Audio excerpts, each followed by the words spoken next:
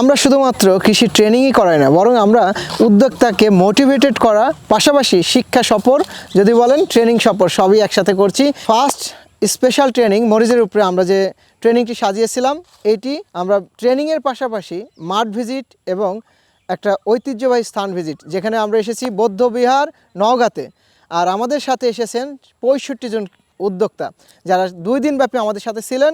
তাত্ত্বিক এবং হাতে কলমে আমাদের স্মার্ট কৃষির অর্থাৎ মরিচ চাষের A to Z পদ্ধতি তারা শিখে গেছেন এবং এখান থেকে তারা অনুপ্রাণিত হয়ে এবং শিখে তারা এলাকাতে যেয়ে তারা নিজেরাই লাখ টাকার মরিচ চাষের প্রজেক্ট গড়বেন। সো এই কর্মশালাটি ছিল গতানুগতিক কর্মশালা চাইতে একদম টোটালি আলাদা।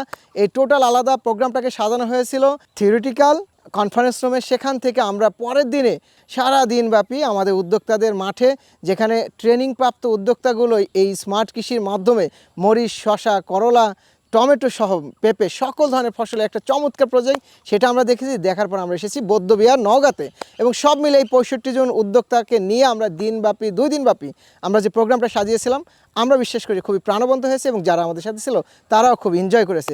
শুধুমাত্র বোরিং ক্লাস নয়, বরং হচ্ছে শেখা এবং দেখা দুইটা একসাথে আমাদের উদ্যোক্তাগুলো উপভোগ করেছে 2 দিনব্যাপী এই 78তম স্পেশাল মরিচের কর্মশালাটি।